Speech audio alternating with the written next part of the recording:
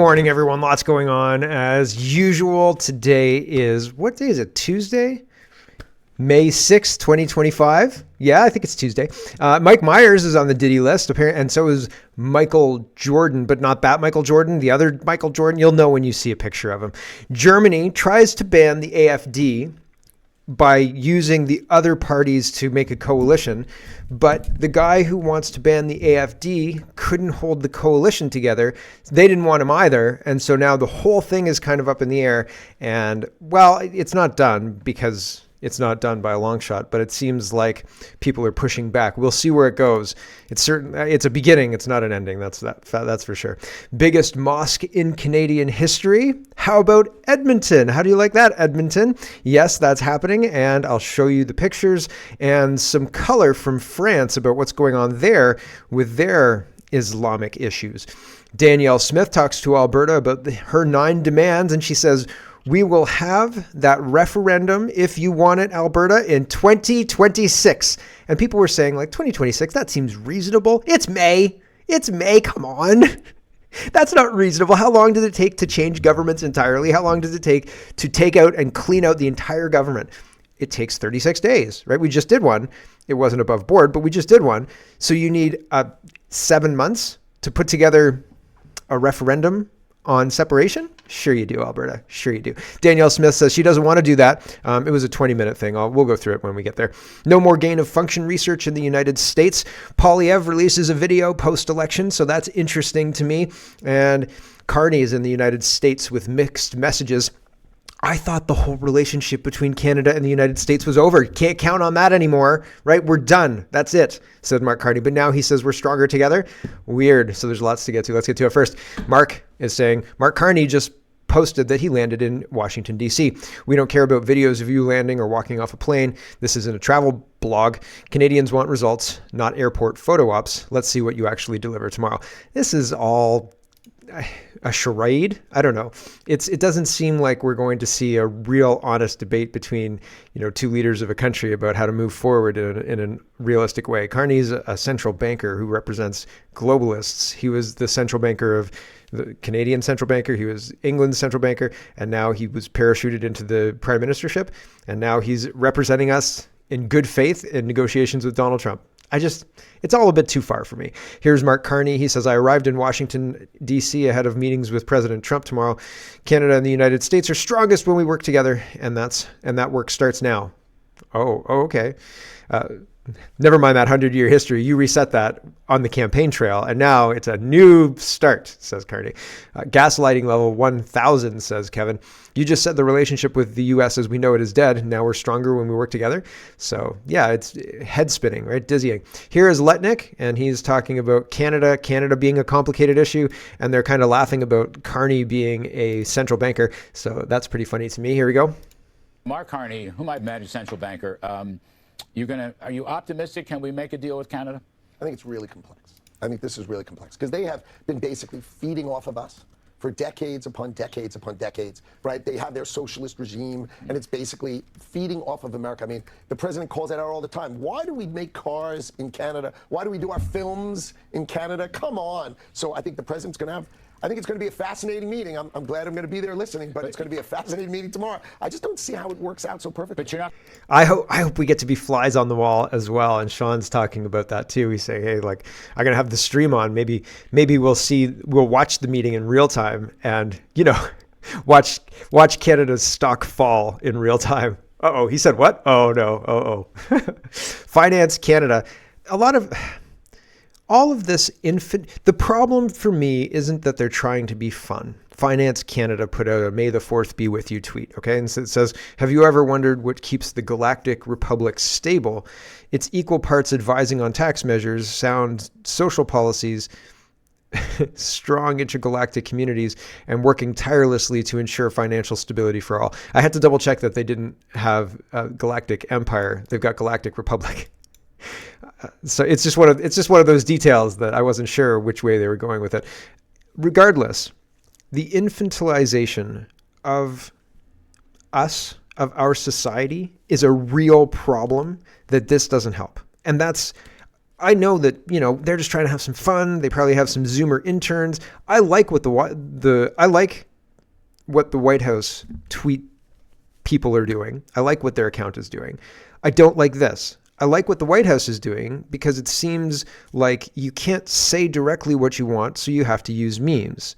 So I appreciate them using memes to cut through the BS and say what they mean, but they also generally kind of put up what they mean as well. So the memes, while they may look juvenile, they're not juvenile in the messaging, right? And here, it's just juvenile. It's just leaning into, oh, people like Star Wars. We'll probably get some likes for this. And I don't like it because it just leans into the infantilization, making adults children, and like, sit down, be quiet. I'm the teacher. I know better, and you'll pay your taxes, and we'll do with them what we want. And your question is noted, and we'll come back to it later, Johnny. That's the whole idea, right? That's what they're trying to do, and this plays into that, and I don't like that. And so I thought I'd highlight that for you. So while it may look fun, I don't think so, right? I think there's aspects of it that are a big miss.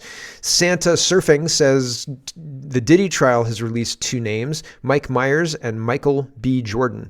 So this is the Michael B. Jordan guy. So I recognized him, but I definitely didn't think his name was Michael Jordan. Judge Subramanian said that the list of people and places runs several pages and felt like an appendix from The Lord of the Rings. To speed up the process, he ruled that jurors would be given the list to review before they were brought into court and questioned one by one before they seat a panel of 12 jurors and 6 alternates. Their names were read out to a potential juror from a list of people and places that may come up throughout the trial. The juror said he only knew of the 2 through their acting. So Mike Myers famously appeared in a I'm So Canadian, We Live in America commercial with Mark Carney, and they put their elbows up, and the elbows up thing looks awkward and stupid. Like, has nobody mentioned this to the elbows up people, that you make yourselves look idiotic and stupid when you do this? And I feel like idiotic and stupid are just different enough to be okay to be used together. Anyway, I digress. Mike Myers, who's named in the Diddy trial, was endorsing Mark Carney. And Mark Carney has pictures with Ghislaine Maxwell. Isn't that super weird? All of that's super weird. So all of that's touching our upper echelon leadership, and nobody seems to mind. Everybody's pretty cool with it. Everybody, in fact, says, that's quite the conspiracy theory you've got there. Okay, but, when there's 2 apples on the table and you add them up, you have 1 + 1 = 2 apples, right? And if you see these things together and you add them up, well, it may require more investigation, but if it looks like a duck or looks like 2 apples, sits there like 2 apples, tastes like 2 apples, maybe you got 2 apples.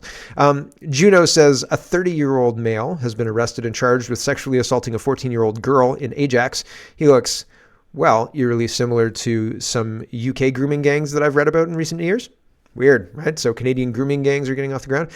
We'll see how the courts treat this guy. Man accused of days-long sex assault on minor awaits a bail hearing. Oh, he's probably out on bail by now. Unfortunate. It's unfortunate that our rule of law has deteriorated to that point, and we don't have a criminal justice system. We have a you said something mean online system, and we're going to put you in our prisons that we built for other things, but this will work. The Globe and Mail is reporting hospitals across Canada are installing weapon detection systems amid apparent rise in ER violence.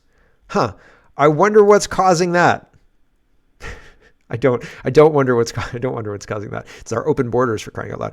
Blacklock's reporter is reporting now that the election is over, the federal government has quietly shelved a USA travel boycott 90 days after Trudeau urged Canadians to stay home. Government hires American publicists to boost tourism. Our goal is to increase revenue, according to Blacklocks. So that's an interesting about face from Mr. Carney, who apparently is the only one who knows how to fight and stand up against Trump. And really, I didn't think either plan was a good plan. I thought that we should really get a handle on our finances and get our head out of our ass collectively as a country, and maybe Trump would respect us then. But at this point in time, our head's so far up our ass, we can't see truth. We can't. Our society is incapable of it. It's obstructing our view. Table Salt says, new Nanos invests in Canada index. This is a grab bag of money and wasted money because, again, we're not allowed to hold anybody accountable due to our head being so far up our right. Anyway, Nanos Investing Canada Index, which surveys 38 executives of major U.S. businesses in Canada, hits the lowest score ever recorded. Yikes. Don't panic, everyone. Sure, we're taking on a lot of water and the boat is listing, but we can definitely get out of this. Sure we can. You know what else we should probably do? Dance around with our elbows up and vote Liberal again. Yeah, here's the chart over time. In 2017, the index was plus 40.6, and so 54% green, right? And then 27% yellow and 14% red. And then in 2018, it was 45% green, 30% yellow, and 23% red, plus 21. And then December 18, it was roughly the same, plus 25.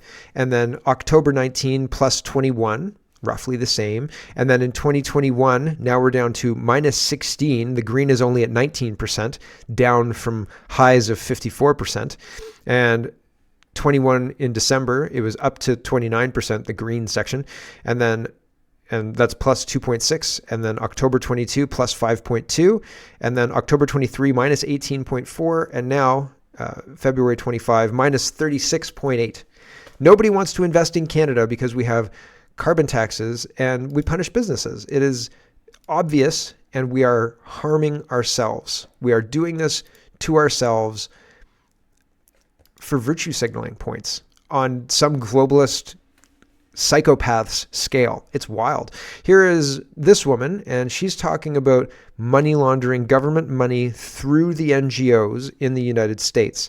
And later in the show, we're going to talk about how these NGOs are actually the bread and butter, the money that runs the shadow government funded by Soros and everybody else. And these are NGOs that never leave. These NGOs aren't elected. They don't have 4-year cycles. They're not held accountable by the public. They're funded by the government, controlled by George Soros, and they're constant. And they have constant funding, and they are just there through all of this. And the same happens in Canada. It's happening in England, happens in Canada too. I'm just showing this to you because they use this money to derail people like Trump and people who would put policies in similar to Trump. Once Trump's gone, they're going to vilify him even more. They're going to make him a modern day boogeyman, right? Just like that other guy with the mustache. Anyway, here's Wall Street Apes, and he says it's money laundering, and this woman lays it all out. 35 seconds. It's very quick. Here we go. So it turns out 7,000 politically connected NGOs are receiving 90% of all taxpayer money going to nonprofits. Roughly $300 billion in government money flows through nonprofits every year with zero transparency with regard to where that money goes. The American people deserve access to the books of any entity that takes government money, and all information about how that money is used and the communications around it need to be considered public record. That's our money, and these NGOs need to start answering to us. So it turns out 7,000... Right, but they don't want to answer to us, right? They say, oh, we answer to you through your elected representatives. But we all know how that works out, right? They pay off the elected representatives, or the elected representatives are sitting on the board, so on and so forth. Lori Goldstein says, we're waiting for healthcare costs Canadians $5.2 billion last year with a B, and Gov.exe explains the total cost for healthcare has reached $9,000 per Canadian, so much for free. So a good, like gold-plated insurance plan in the United States costs, so I think it actually costs less than $9,000. Like I think $9,000 is the really, really good one. Like you can get an okay one that does everything for $6,000, but most people have one that does most things with a copay for $1,200 or something like that. It's pretty cheap, right? And so a lot of the time, we in Canada pay a lot more, orders of magnitude more, to have healthcare, and we don't get nearly what the United States would get for an equivalent payment. You see, we're charged a lot because we're paying for a lot of elderly people, a lot of all sorts of services and things like that. And in the United States, all of that is done by the insurance industry. And I'm not saying the United States is perfect. Far from it. I'm saying that if you compare apples to apples, they pay much less and get a much higher standard. We pay much more and get a much lower standard. And I think it's the structure of how it's all done. I think the structure of it puts all the waste. The insurance companies try to get away with certain things, and maybe oversight stops them, maybe it doesn't. Maybe government regulation stops them, maybe it doesn't. But all of that is within the government. And so the waste and the fraud and all of that stuff is just kept within the government. And I think our governments are pretty full of corruption, waste, and fraud. And so it's all kept under wraps. We can't see it. We can't audit it. And they say, that's healthcare spending for you. We need billions more, by the way. Hallway healthcare, elbows up. And we're cut out. So we end up paying a lot more. So anyway, let's do election follow-up, because after an election, people hate having elections. And we just had 2 elections back to back. We had the Liberal leadership election, which was supposed to replace the general election, which it didn't. Then they had the general election, which they rigged. And now people are tired, and they kicked Poilievre out of his riding. So instead of worrying about governing and being an effective opposition leader, he has to run another election right now. And people are sick and tired of it. And the people who are protesting aren't sick and tired of it, and they're going to keep doing all the crazy crap that they're doing. And again, who's funding this? NGOs. We are, through our NGOs, or through the government payment of NGOs. Here's Ryan. He says, the longest ballot committee is clearly involved in targeted election interference. They now want to have 200 people on the ballot for the by-election in Battle River Crowfoot, where Pierre is running. Who's funding this? This needs to be investigated. Yeah, but I don't trust Elections Canada. I don't trust the Liberals. Who's going to investigate it, right? Unless there's a third party doing it, it's not going to work. Not at all. Not even a little tiny bit. Unfortunately, I hope I'm wrong about that. But Mark Nixon says this is absolutely absurd. He's talking about the same thing. The longest ballot initiative are now targeting Poilievre again, this time in the by-election. They're planning to double the number of fake candidates to 200. This is election interference, and it should be illegal. Yep. But they're turning a blind eye. Has Poilievre mentioned anything about this yet? I don't think so. Mark Nixon again says hundreds of ballots were thrown out in close ridings because voters wrote things like bring it home, Pierre Poilievre, or just initialed the ballot. But how many ballots said elbows up and were counted? We'll never know because they'll never show us. Yes, that's true. The election was rigged. It was rigged. I'm sorry, it was rigged. NDP have chosen a new leader, and it's a BC MP, Don Davies, as the interim leader. So there's no official new leader taking over the NDP. This guy's just keeping the seat warm. Usually in leadership, interim leaders can't run for actual leadership. So he's not going, usually anyway. I don't know if the NDP have that rule in place, but he's probably not going to be running for leadership. I'd expect Notley to run for leadership. I would expect maybe Nenshi to run for leadership because he's arrogant like that. Who else? I don't even know. Maybe Charlie Angus, because he's an ideologue and an idiot. But I don't know anybody else who might even be in the wings waiting to take over the federal party, right? Like the green guy who just left? I'm just kidding. Pierre Poilievre says, thank you to MP DC Crook for introducing me to his farm, his family, and team. People in these communities feed and power our country. It will be an honor to work for their support to return to Parliament, hold the government to account, and champion common sense values for Canada. Ouch. So his pivot is, we're doing an election cycle, everyone, and this is the price you pay, when you run an election and you don't win, like I did. Here we go. Well, it's been about a week since the election, and it didn't go how we wanted. But when you get knocked down, you get up and get going. And we've got a lot to be thankful for. I'm thankful for you, the countless people who packed out our rally halls, our 2.3 million extra votes, the 25 extra seats, the breakthroughs in Ontario and BC, the expanded coalition of young people, union workers, entrepreneurs, soldiers, and countless others who had never voted before and are now supporting our conservative cause. Now, it wasn't enough. We didn't get over the finish line, which means that I need to learn and grow, and our team needs to expand. That will be my mission. And we've got a path. With a path to get elected back into Parliament as soon as possible, we'll be holding the government to account, proposing better ideas to solve the problems that you're facing every day.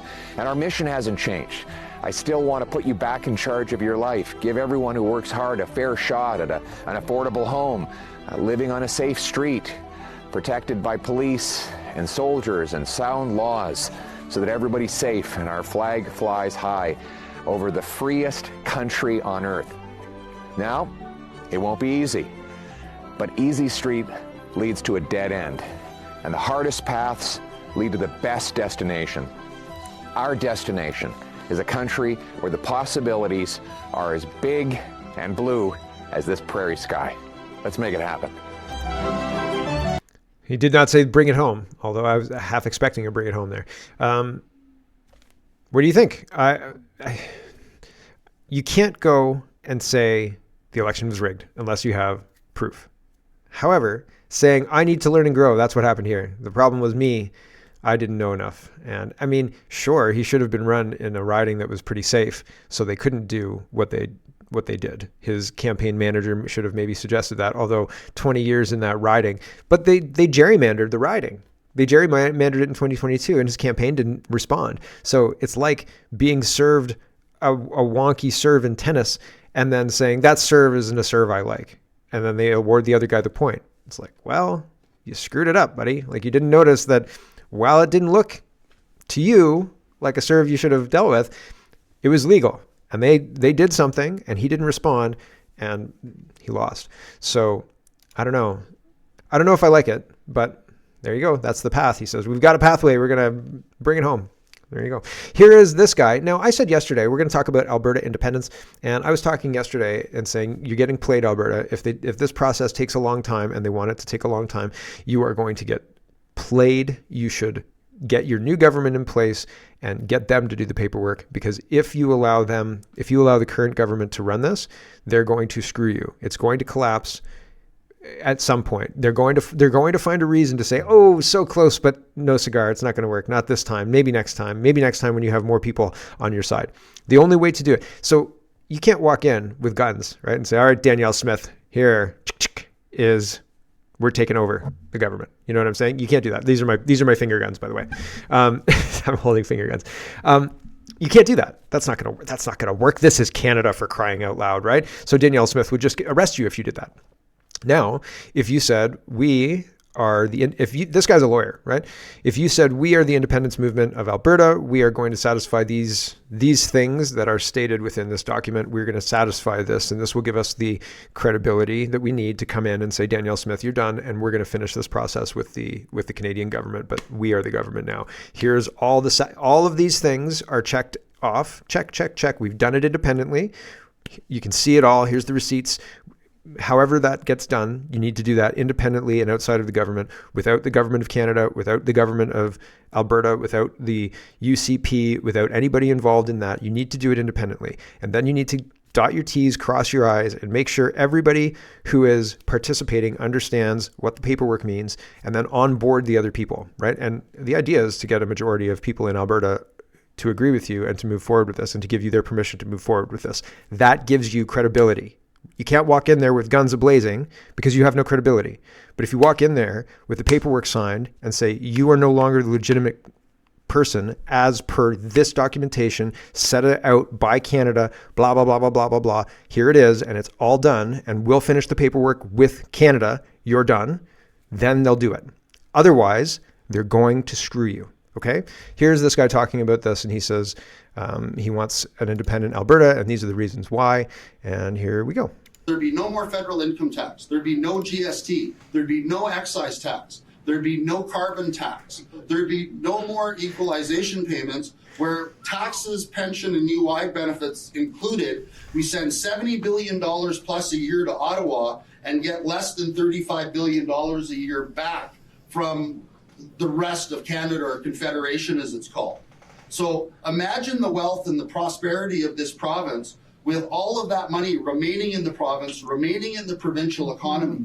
Imagine Alberta with control of its own immigration, so that where we have cities that don't have enough water, don't have enough electricity, don't have enough housing, that we can say, hang on, no vacancy, time out, until we sort out all the people that are presently here and we accommodate everybody that's here, and have a sensible immigration policy as opposed to what we've been dealing with.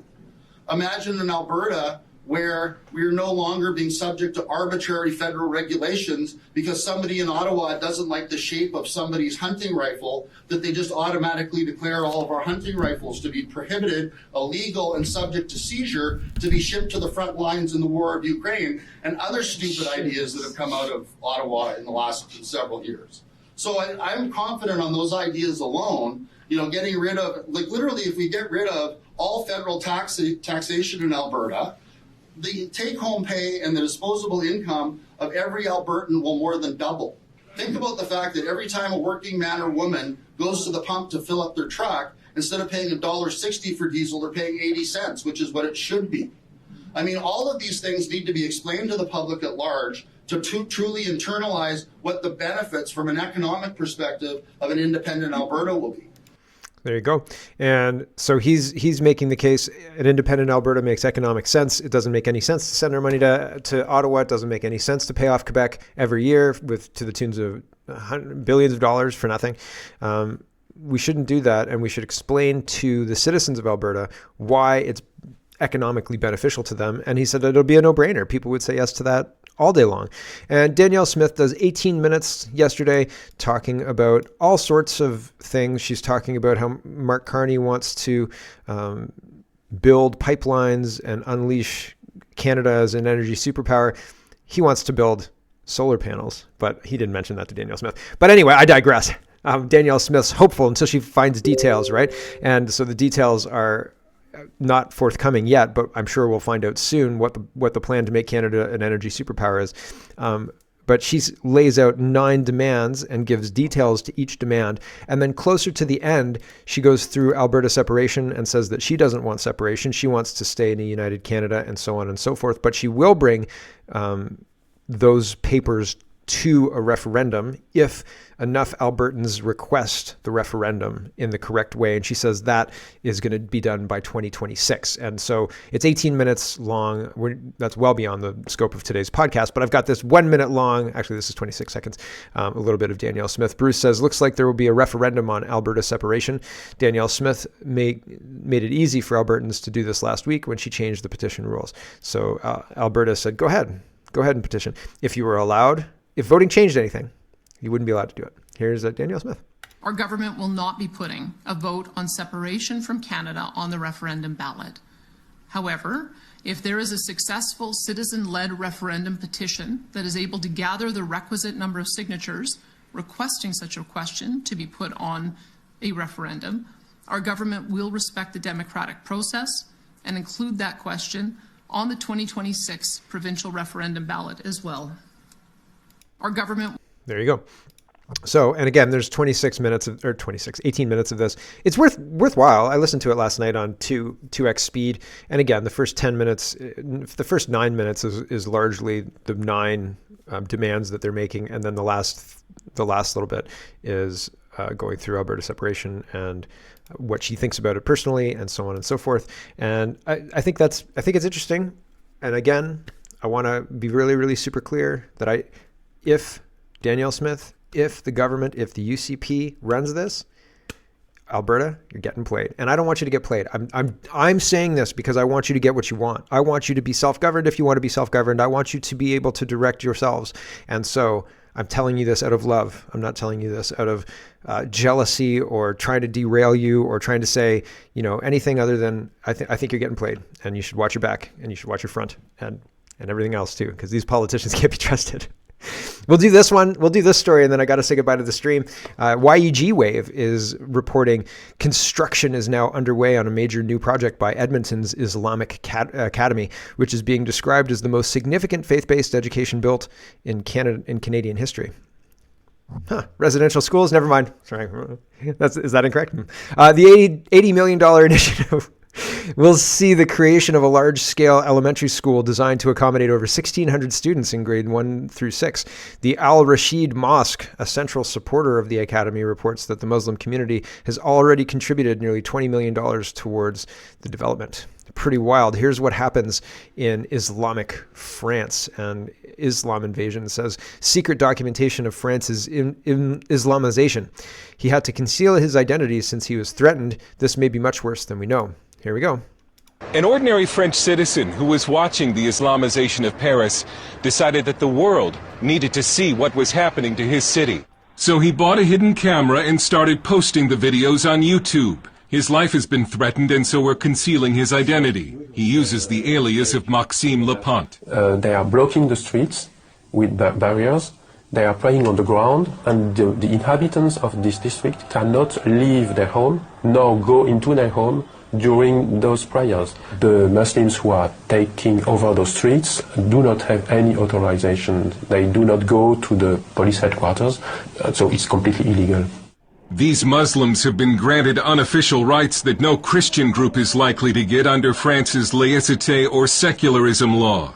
So it says people have the right to share any belief they want, any religion, but they have to practice at home or in the mosque, synagogues, churches, and so on. Some say these Muslims must pray in the street because they need a larger mosque, but Maxime has observed cars coming from other parts of Paris, and he believes it's a weekly display of Muslim power. He's not wrong. He is absolutely not wrong. Do you notice the similarities in Canada? Do you notice what's going on in Canada? All right, everybody on the stream, thanks for watching, and we'll catch you tomorrow. Everybody else, I have... Hello, everyone. Thanks very much for watching. This is just a short version of a longer show. If you'd like to get the whole show, you can go over to CanadaPoly.com and sign up for a subscription. Just look in the drop-down tab for Shop and Donate and look for subscriptions, and you'll get immediate access to the full show. Love to see you. Thanks for watching, everybody. Have a wonderful, wonderful day.